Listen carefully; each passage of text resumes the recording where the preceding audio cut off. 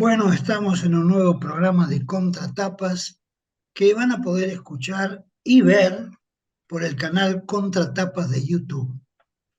Se aborda todos los temas posibles de la literatura, que son muchos, la vida, la muerte, el amor, el desamor, las obsesiones, los temas existenciales, Dios, el infinito, etcétera, etcétera.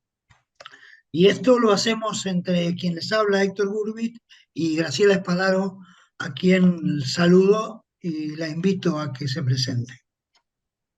Bueno, ¿cómo están ustedes? Ya sea en el horario en que nos estén escuchando, quería darles la bienvenida y contarles un poquito que hoy vamos a hablar de un tema un poco particular, porque en la historia literaria ha habido casos en que los escritores se han relacionado con menores de edad y eso ha generado controversia y debate.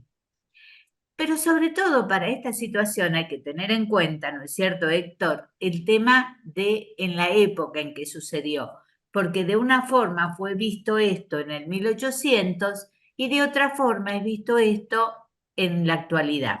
Sobre todo a Sí, partir de los movimientos de mujeres, ¿no?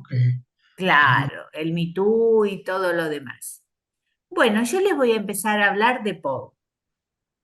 El amor entre Poe y Virginia comenzó a germinar en 1829 cuando la familia de ambos tuvo que vivir bajo el mismo techo en Baltimore por un tiempo. Él tenía 20 años y ella 7. Pero esperen, esperen, no se asusten, no se No es asusten. para tanto, ¿eh? No, no, porque el asunto es así. La inocente Virginia le tenía tanta devoción a su primo que se cuenta que un día le entregó el mechón de cabello que le arrancó a Mary de Verox, vecina con la que Poe sostenía un romance y del cual además la pequeña era mensajera. Pero los años, pocos para tener en cuenta, fueron pasando y Poe realmente se enamoró perdidamente de su prima Virginia. Tal es así que le escribe una carta a su tía María en la que le dice: mi último asidero en la vida, el último de todos se me escapa. No tengo ningún deseo de vivir y no viviré, pero he de cumplir mi deber. Amo, usted lo sabe, amo a Virginia apasionadamente, devotamente.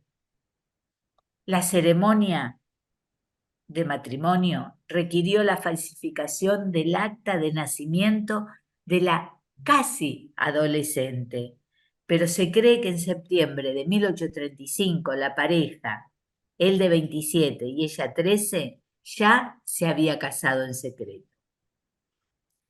Todos los autores que se han atrevido de alguna forma a tocar la etapa amorosa de la vida de Edgar Allan Poe afirman que aquella escandalosa unión fue muy feliz y que al contrario de lo que la mayoría pensaría sobre el perverso tema de la diferencia de edad, se especula con que en este caso el vínculo fue casi como el de dos hermanos. Tanto es así que Poe solía llamar a su esposa Sissy o Sis, como sister, hermana. Ah, claro. Y como lo afirmaron sus amistades, los amantes no compartieron cama, sino hasta que Virginia cumplió los 16 años. Ah, mira vos. Una de las biografías más serias sugiere que Virginia pudo haber muerto virgen, mientras que el ensayista Joseph Gould declaró que Poe no necesitaba a las mujeres del modo en que las necesitan los hombres normales, además de agregar que el escritor le resultaba repulsivo el tema del sexo. Virginia moría de la misma enfermedad que mató a la madre de Edgar, tuberculosis, y toda aquella tragedia además estaba rodeada por una desgraciada pobreza. Falleció el 30 de enero de 1847 a los 24 años. Vos sabés Los que, testigos, sí, sí, sí, no, murió. no, que hay hay como una suerte de leyenda sobre Poe, sobre su melancolía, sobre su adicción al alcohol. pero parece ser que la vida de Poe no fue tan así, digamos, que tuvo una vida muy, muy viva y que tuvo muchas actividades en muchos otros aspectos. De hecho, fue militar, fue miembro de la Academia Militar, pero bueno, aparentemente después West Point lo expulsó. Pero bueno, ¿Por qué eh, habrá sido? ¿por qué habrá sido? Sí, no, pero en general se suele ver a Poe como una persona débil, ¿no? Sin embargo, era fuerte y era muy atlético, según cuentan. Mira vos. Para finalizar, te cuento que los testigos más fieles justamente del dolor del poeta fueron sus obras, en las que implícitamente plasmó su sentir.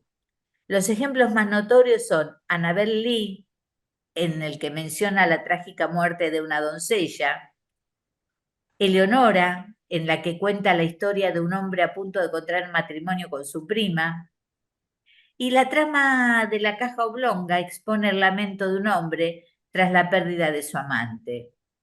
Y hay quien afirma que el famoso relato, El Cuervo, resalta el nunca más a través de la sentencia del espectro demoníaco como un cruel recordatorio. Sí, ese poema, El Cuervo, es muy interesante y hay muchas versiones, muchas traducciones. Y yo tengo dos traducciones, una traducción más o menos normal, digamos, y otra que intenta mantener la rima, ¿no? Bastante. Es muy difícil que uno cambie del inglés No, al no, no castellano. se puede de un idioma a otro mantener la rima. Y bueno, es otro poema. Bueno, no importa.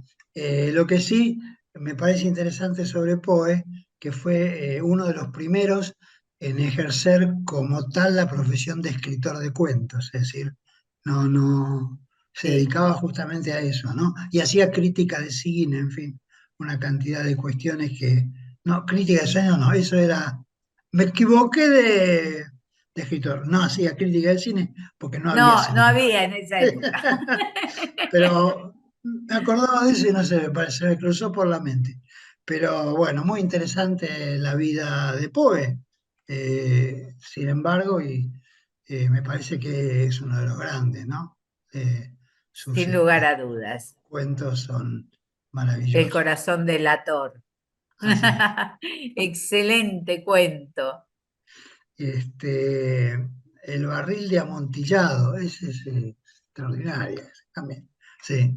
Bueno, ese es donde lleva a una persona a su bodega y le da el vino y lo empala ahí en el. Ya lo contaste, No, y bueno, así la no, gente. no. Ah. Bueno, Es yo, algo que no te... Pasan los años y no te podemos sacar la costumbre. Ay, no, no Burbit. importa, ya saben todos que yo digo cuál es el final, pero ¿por qué?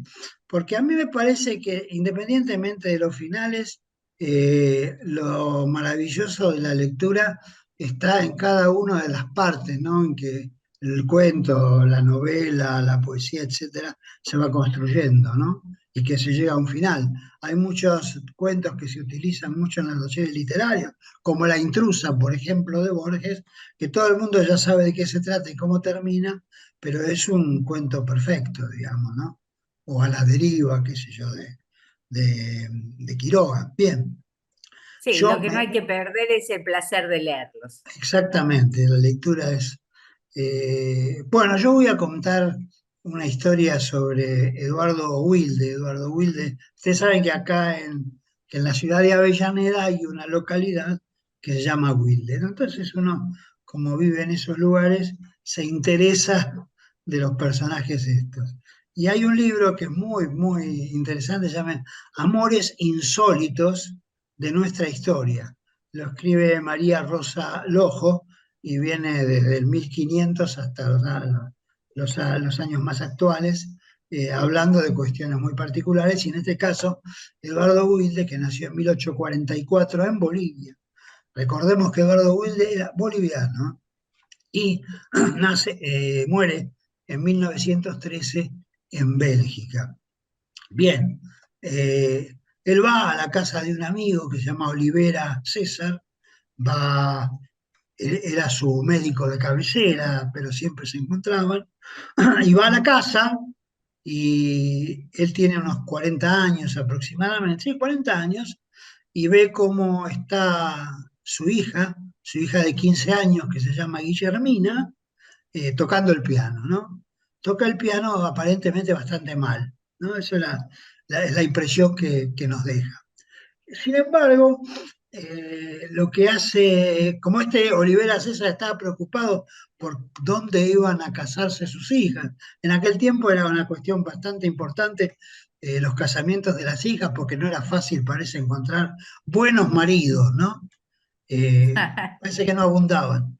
Bien, y entonces ahí Lo que nomás, pasa es que también se buscaban maridos con guita. por supuesto, claro, de eso se trataba. Bien, el asunto es que ahí en ese mismo lugar Eduardo Wilde le dice a su amigo eh, que le propone casarse con Guillermina.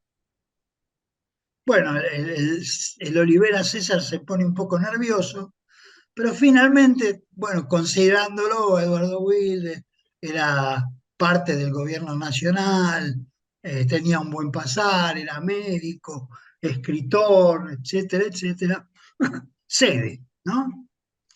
Y la historia es mucho más compleja de lo que parece, pero sí es cierto que Guillermina, de la mano de Wilde, conoció Europa, aprendió idiomas y tuvo una presencia importante en la vida de aquellos tiempos. Luego parece que se cansó de Wilde, pero en principio, entre los 15 y los 25 años, Wilde lo llevó por el mundo, a conocer el mundo, París, Londres, España, Rusia, allá por donde anduvo, ella iba aprendiendo, conociendo las formas, cómo había que comportarse, con lo cual tomó una envergadura propia, ¿no? Ahora bien, como pasó el tiempo y tenía una diferencia de edad considerable, parece que un poco se aburrió. Sin embargo, a pesar de que se aburrió, nunca se separó de Wilde, pero sí tenía un amante. Y ustedes se imaginan, bueno, una persona de menor edad, algún muchacho, Lógico, para cambiar, para cambió cambiar. para bien.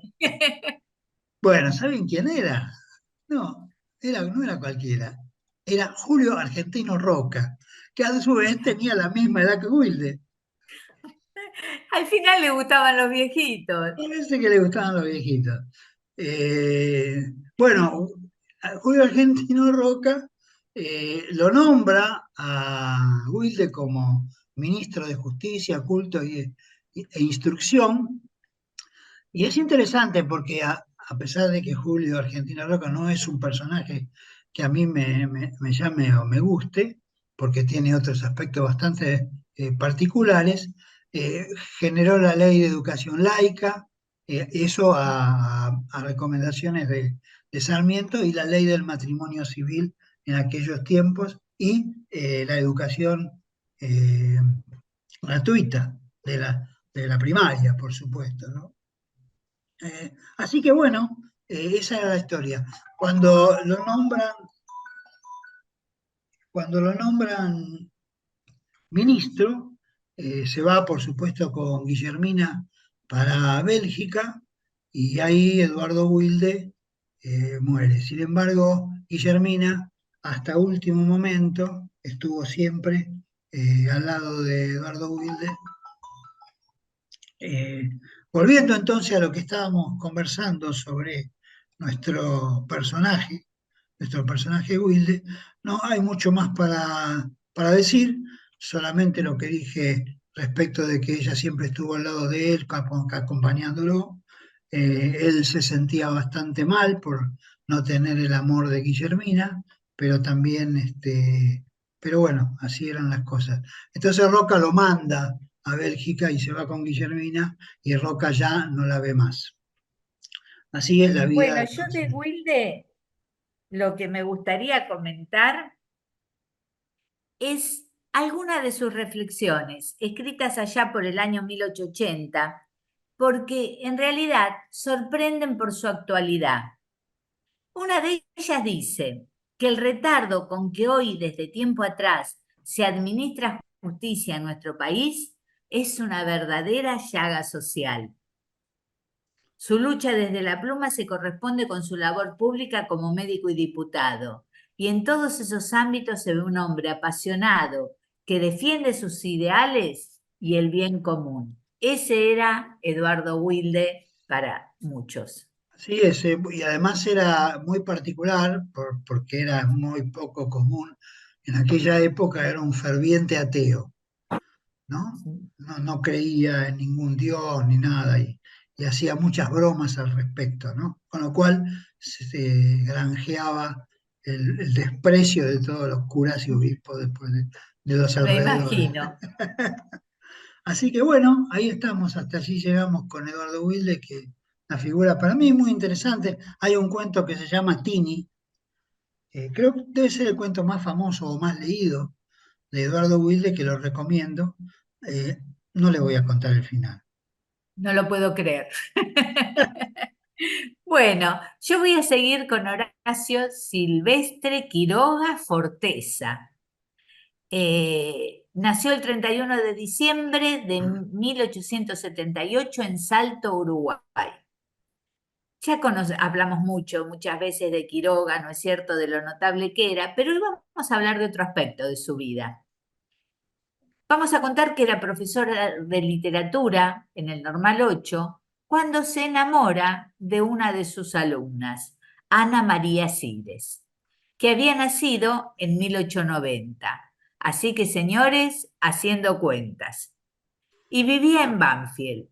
A pesar de la oposición de los padres franceses de la chica, se casaron el 30 de diciembre de 1909.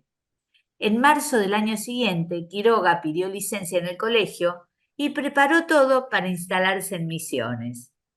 En 1911 nació su primera hija, Eglé, y al año siguiente llegaría Darío. Pero la desgracia volvería a golpear su puerta. Su esposa se suicida en 1915, ingiriendo uno de los líquidos que su marido usaba para revelado fotográfico. Ella en ese momento tenía 25 años. Está sepultada en el cementerio de San Ignacio. Quiroga entonces regresa a Buenos Aires con sus hijos, viviendo miserablemente en un sótano. Consiguió un puesto en el consulado uruguayo en Buenos Aires y luego se mudó a un departamento y después a una vieja casa en Olivos. Los críticos aseguran, respecto a su obra, que en esa época escribió sus libros más consagrados, Cuentos de amor, de locura y muerte, de 1917, Los desterrados, de 1926, en el medio, Cuentos de la selva, de 1918, Anaconda, de 1921, y El desierto, de 1924. Entre el año 1919 y 1922 mantuvo una estrecha relación con la poetisa Alfonsina Storni. Hasta llegó a proponerle irse juntos a Misiones. Ella, indecisa, le consultó a su amigo el pintor Quinquela Martín. Y Quinquela le dijo, ¿con ese loco? No. Bueno, tenía razón. En 1927, Quiroga se enamoró de María Elena Bravo, compañera de su hija Eglé. La chica aún no tenía 20 años y Quiroga le llevaba casi 30. En 1928 tendrían una hija, María Elena, Pitoca le decían. El problema es que su esposa no quería saber nada con vivir en Misiones, a donde habían viajado en el Ford que el escritor había comprado. En su último libro, Más allá, publicado en 1935, Quiroga ya estaba cercano a los 60 años de edad, tuvo problemas de salud y viajó a Buenos Aires. Debió internarse en el Hospital de Clínicas, supuestamente por lo que creía una infección urinaria. Sin embargo, era un cáncer de próstata, en un estado que ya no era operable. Aunque separado de hecho, su esposa lo cuidó. Cuando la Junta de Médicos le comunicó el diagnóstico con su pronóstico inexorable, pidió dar un paseo. Regresó por la noche.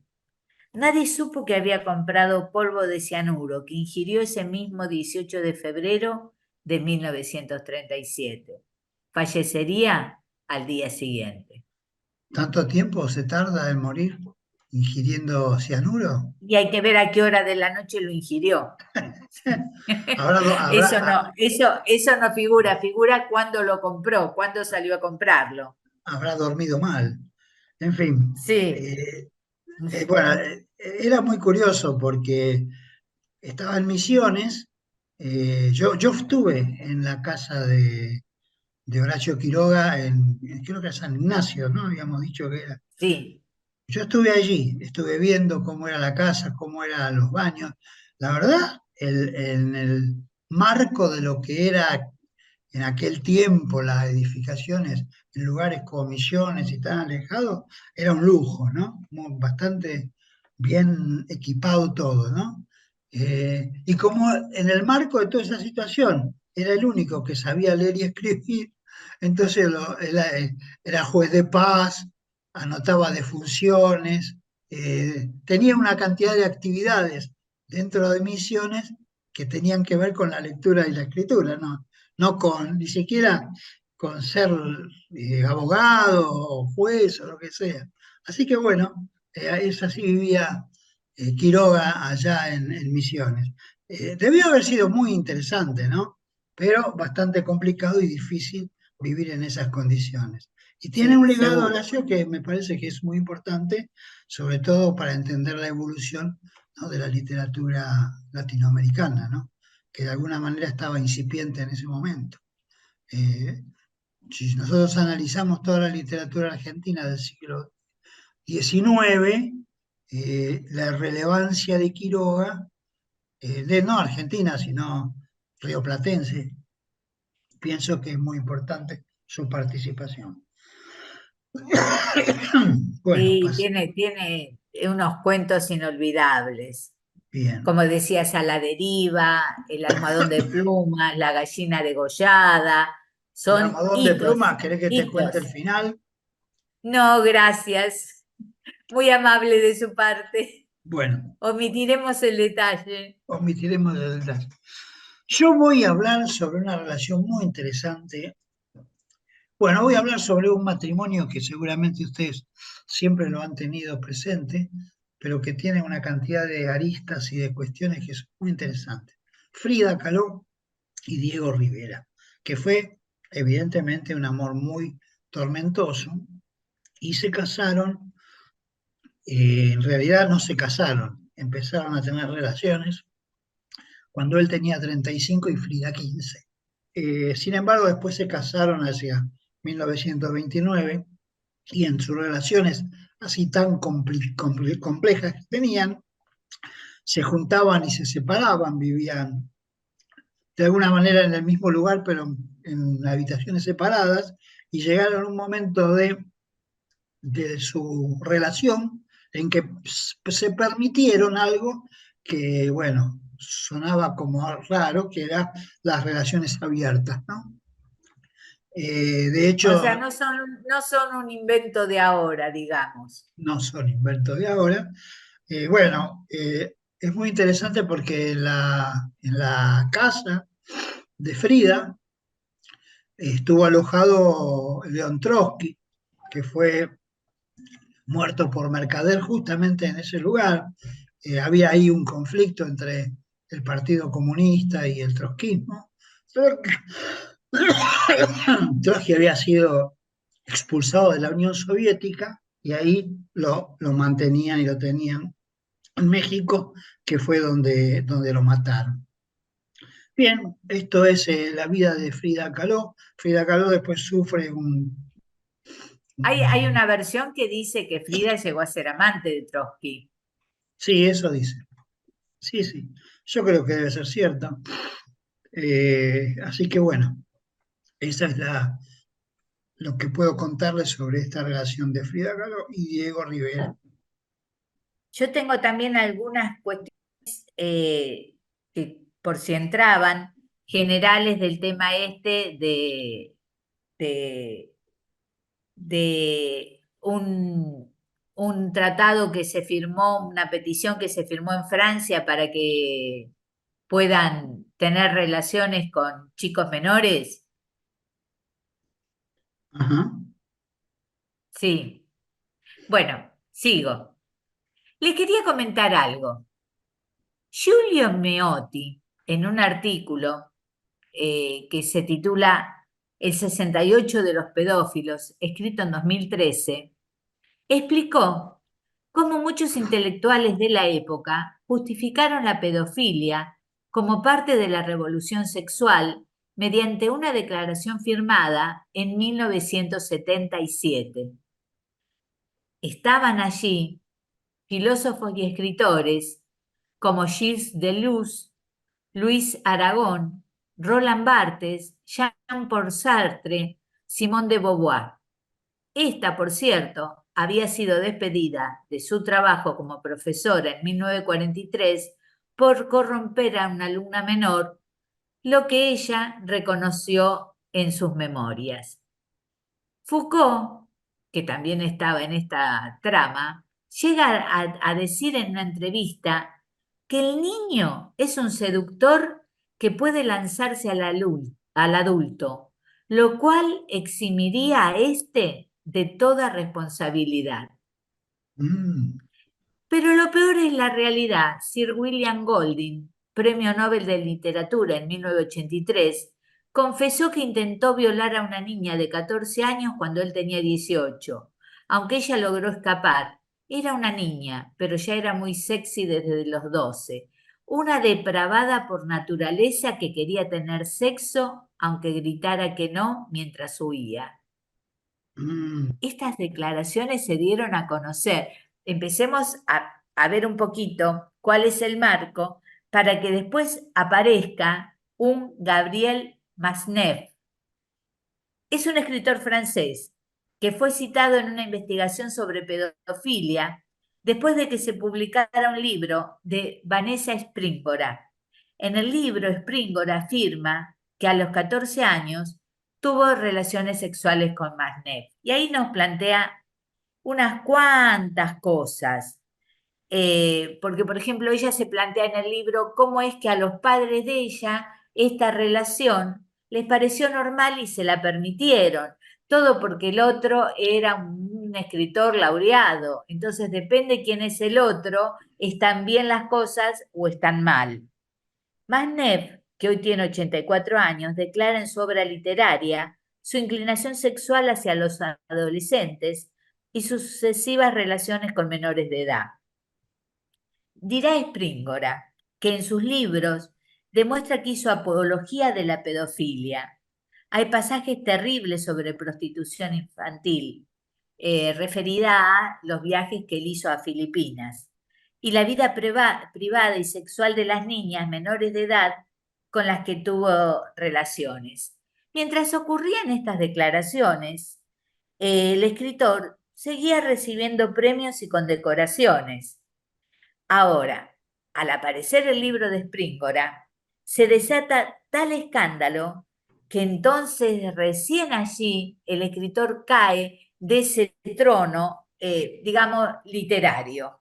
Bien. El ministro de Cultura anunció la suspensión de una ayuda económica que recibía el escritor desde el año 2002, así como la revisión de los premios que le había otorgado el Estado francés a lo largo de su prolífica carrera literaria, no tan aplaudida desde el 2020.